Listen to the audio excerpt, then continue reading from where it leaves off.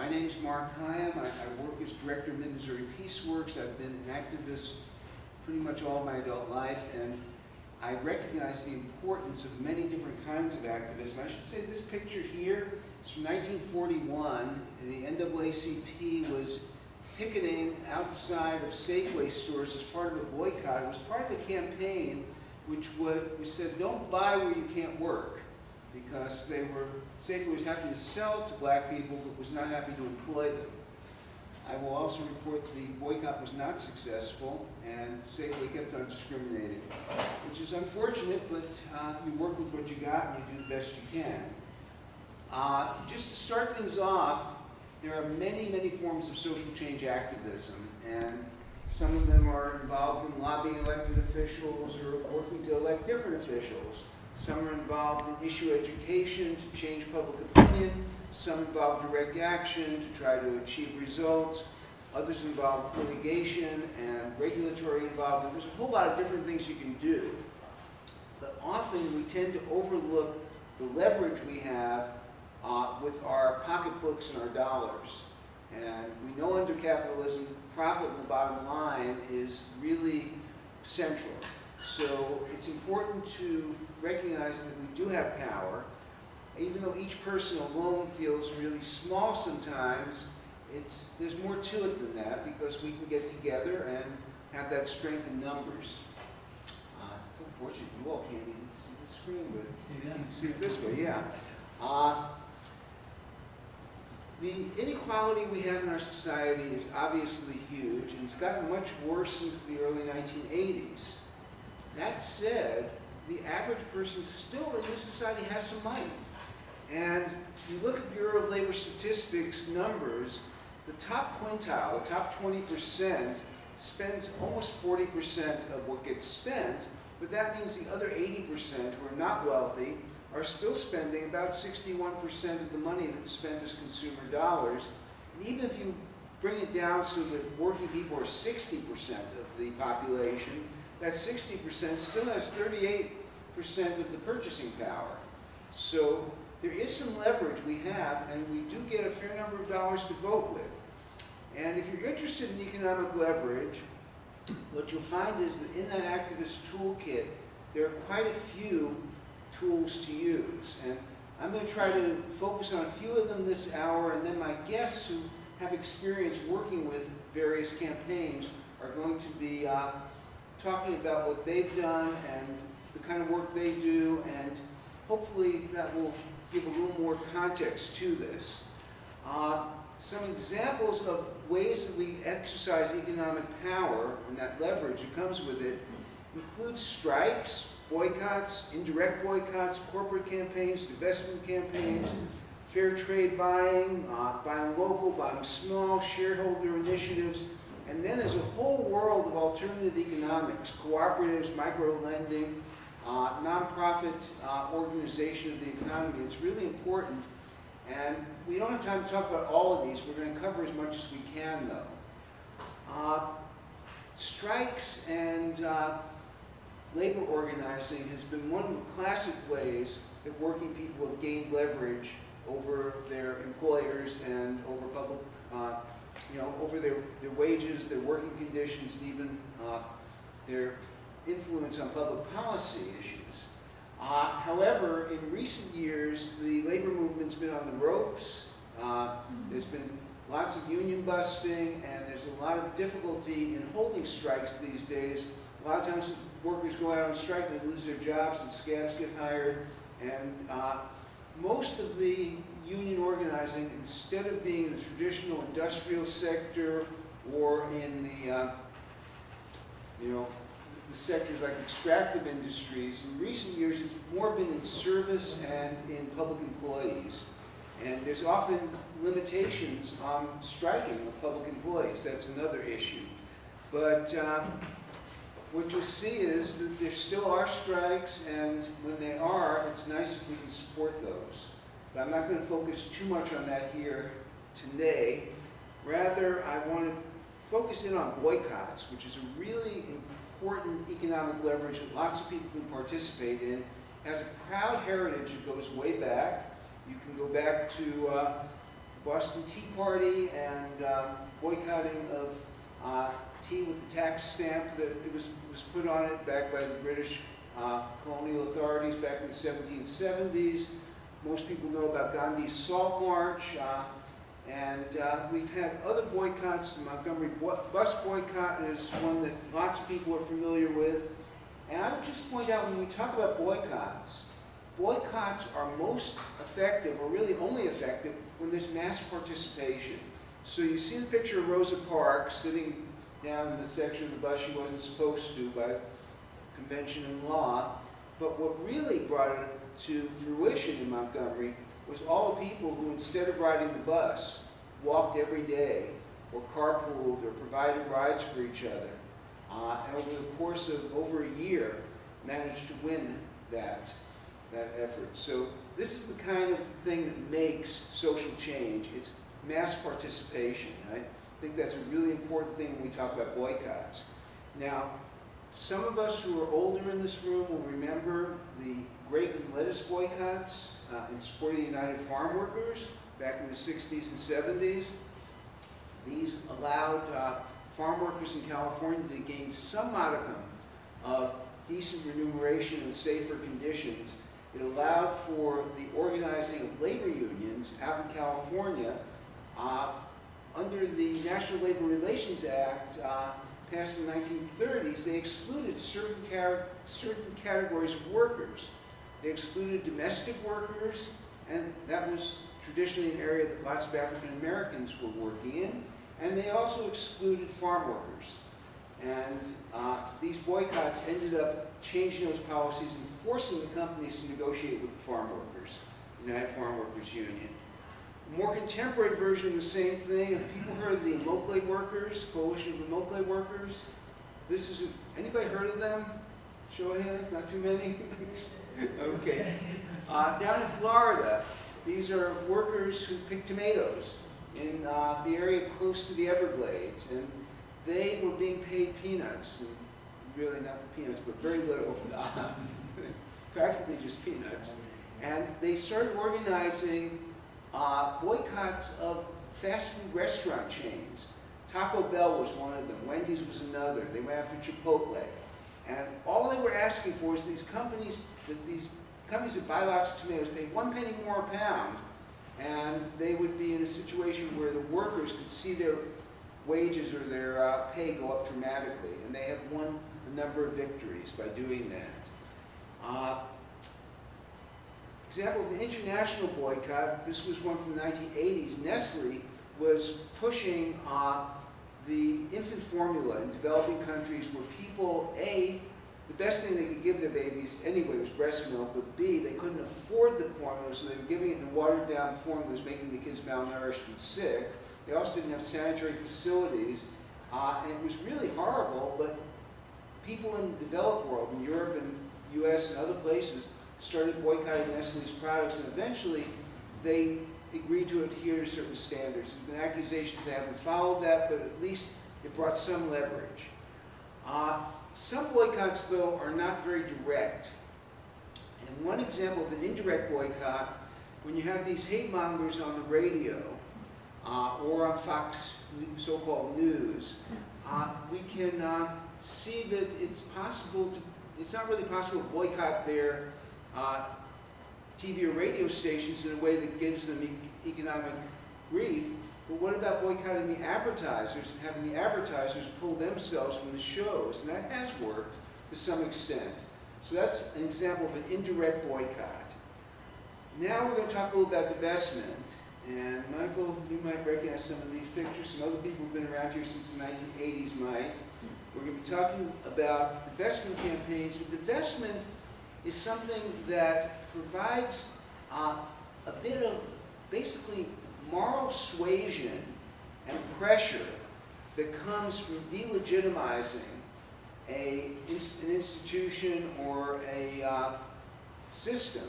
So we have apartheid in South Africa, and one of the tools that activists who opposed apartheid were able to draw upon was having a divestment campaign on campuses, through churches, through other organizations, to sell the stocks or bonds of any company that was doing business in South Africa. And that provided a lot of pressure on the South African apartheid regime. We're going to be talking a little while from now, Jalal will be talking some about boycott, divestment, and sanctions regarding the Palestine issue. But just to give you an idea, here at Mizzou, there were lots of people who got really involved in making a statement about apartheid. They built shanties on the quad over there, and they occupied them continuously for months, including through the winter. And they held big rallies, they went to curators' meetings, and eventually there were some victories there. So this is an example of where you can make a difference, where you are.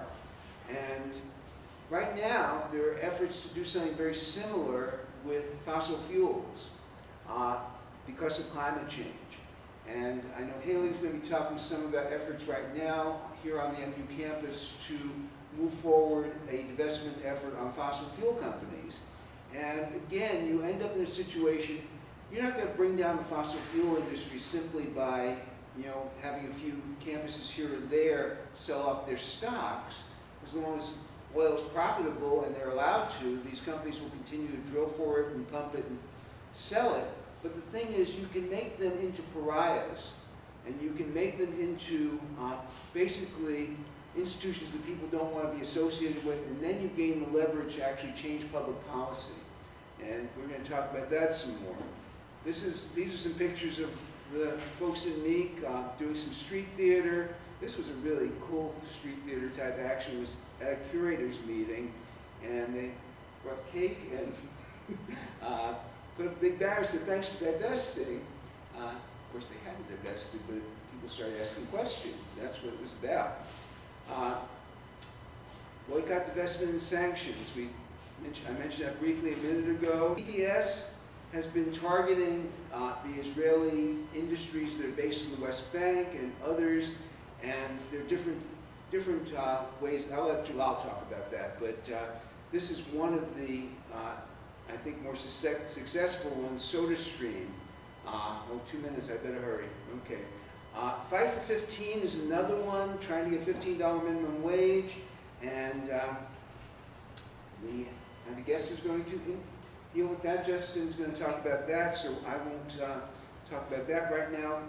Kim's going to be talking about fair trade, and fair trade is good stuff. It basically is the way you vote with your dollars for things you do want in the world, and I'm going to let her talk about that more. These are some fair trade products, and there's lots of ways that you can support fair trade. There's local sources. Another way you can vote with your dollars is to buy local. Another way is to buy organic. There's lots of ways you can vote with your dollars, and I won't spend the time covering those. Shareholder initiatives is another way that average citizens can pressure corporations. If you buy just 1 or 2 shares in a company, you can go to their shareholders meeting and raise a ruckus. We've often heard it said another world is possible, and if we want to create that another world that's possible, what we need is basically to have people working hard, doing the activism, being committed, and basically using whatever leverage they have. I'll leave it at this. I'm under time, by a few seconds. I want to turn it over to my good friend Michael Ugarte, who was not a student during the divestment campaign in the 1980s, but was active with the campaign. Hello, everybody. Indeed, I was active in the divestment campaign. One person among many who worked very hard on this. But I want to talk about 3 incidents in my life, 3 incidents that are directly connected to the history of this country and international history. One was as far back as the 1970s, the early 1970s, when I was an undergraduate. And I had a professor, I was taking a course in African history. And this professor was not only very eloquent, he was very passionate about the situation in apartheid, brutal South Africa. And I got wind that there was an attempt to boycott the Kodak company and the Polaroid camera. So I imagine there are a few people here who know what that kind of hand camera was, but young people may have absolutely no idea. I learned that the Polaroid camera and Kodak, the film, was being used to make passes, identity cards, for people in South Africa to move from the sections of the country or the city in which they lived that were only accessible to them. Certain areas were out of bounds. Why? Because they were black.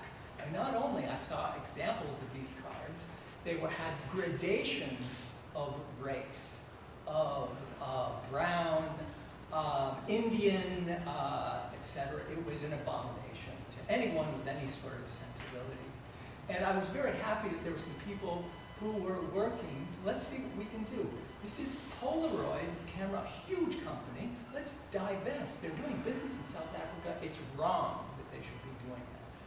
That didn't stop apartheid. It didn't stop divestment from that time, although eventually Polaroid did divest from South Africa after a lot of work on the part of progressive asking them to do that.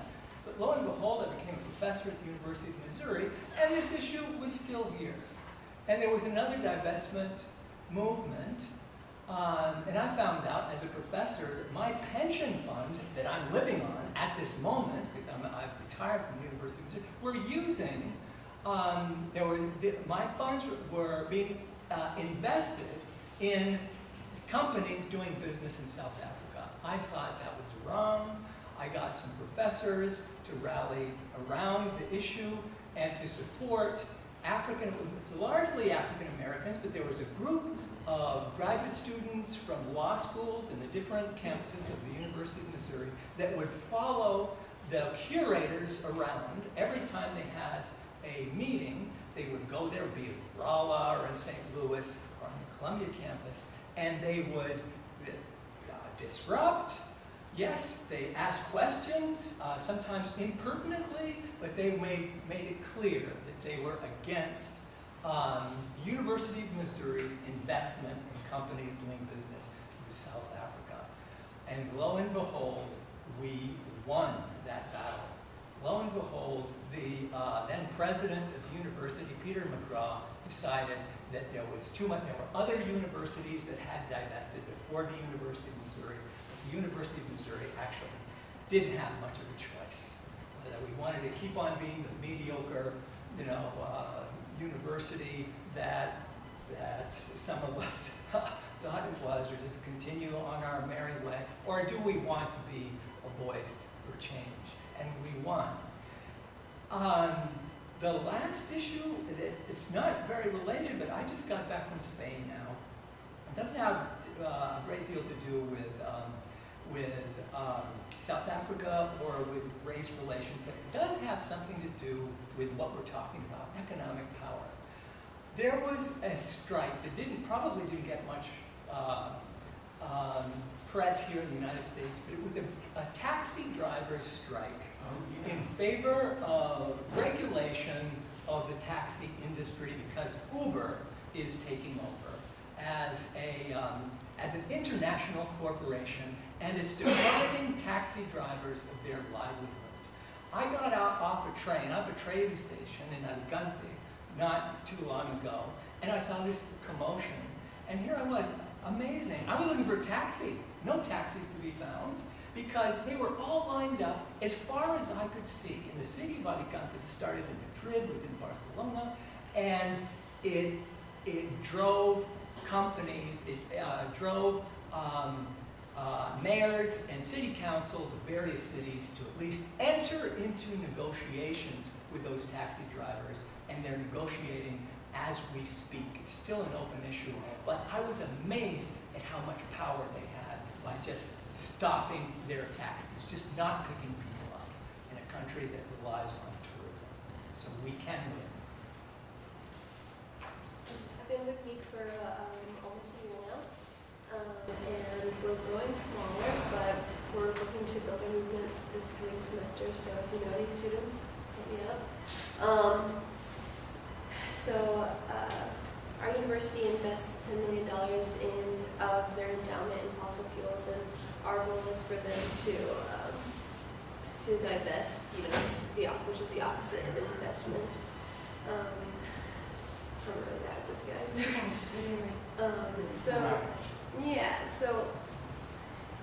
We really are asking them to remove their stocks due to the unethical end, because obviously fossil fuel companies are detrimental in many ways. Fossil fuels burning is the #1 cause of climate change. So,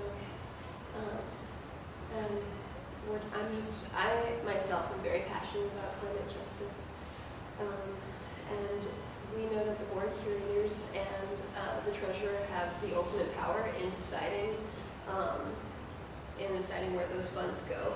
We also talked to Goldman Sachs associate, and funds could be pulled within an hour and put in somewhere else.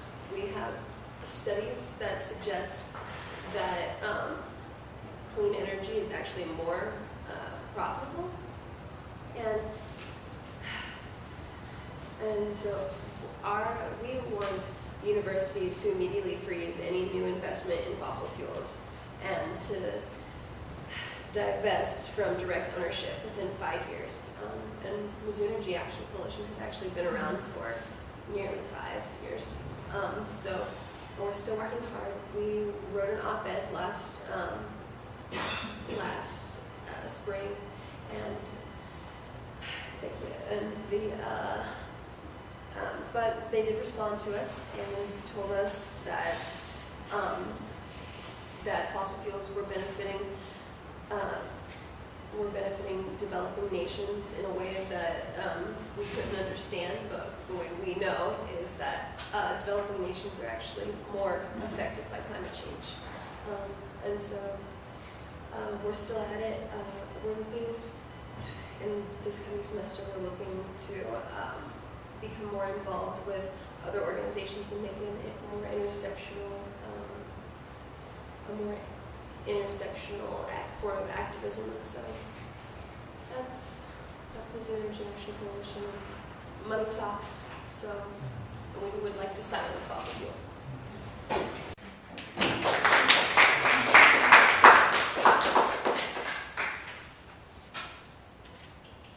What's the name of that group? Mizzou Energy Action Coalition. Mizzou Energy Action Coalition. Meek. Yes. Everyone's meek. My name is Jalal Jaisi. I'm with the local group here called the Mizzou for Justice in Palestine. For Justice in Palestine. And you should have in your packet that has a schedule, little information about us. But what I want to talk about today is boycott, divestment, and sanctions, which is, I think, kind of what they are, what you do with this. Are you touching it? Just keep it there. Yeah. I'm trying, not doing anything. Oh. It's going back by itself. I keep going back, but it keeps jumping. But just don't touch it, because I don't want to be there. I'm controlling. He has a remote. I have. So just keep it there. Yeah. Okay, so for 70 years now, the Palestinians have been denied basic human rights. And this has been possible mainly because of the complicity of our government, of world governments, and of corporations who are benefiting from occupation and subjugation of the Palestinian people.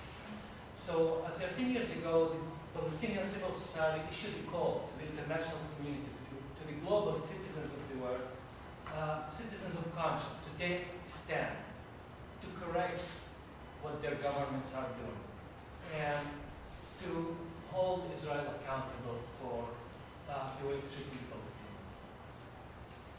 So what they called for is boycott, divestment, and sanctions against Israel. Boycott of consumer products, divestment, Mark touched on that, and we got here as well, and sanctions against Israel, and that would be, for example, for the U.S. to stop military aid to Israel that's used to commit crimes.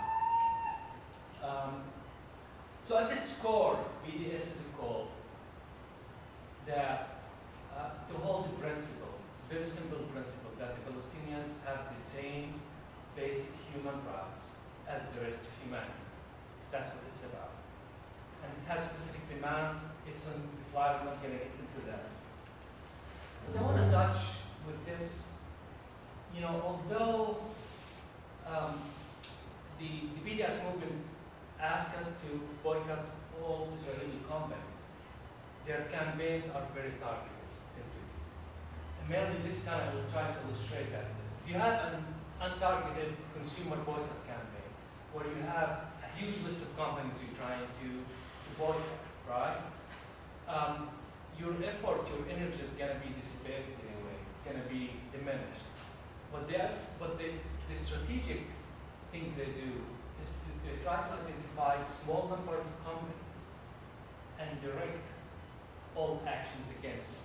And how to identify these would be companies who have clear connection to occupation, for example. You mentioned Kodak. So right now, Hewlett-Packard is doing similar roles as Kodak in the West Bank, with the ID system, with the checkpoints, everything. So it becomes a clear target. And also it becomes, the targets are big because there is a feeling that we have a realistic chance of winning that fight. So that's one concept I think applies across all boycotts and divestments. We need to be cognizant of. Now some of the challenges we have faced here is that legislation has been pushed to pass all through the country to make BDS illegal. That's something we had to fight here in Missouri. We defeated the bill in our Missouri legislature for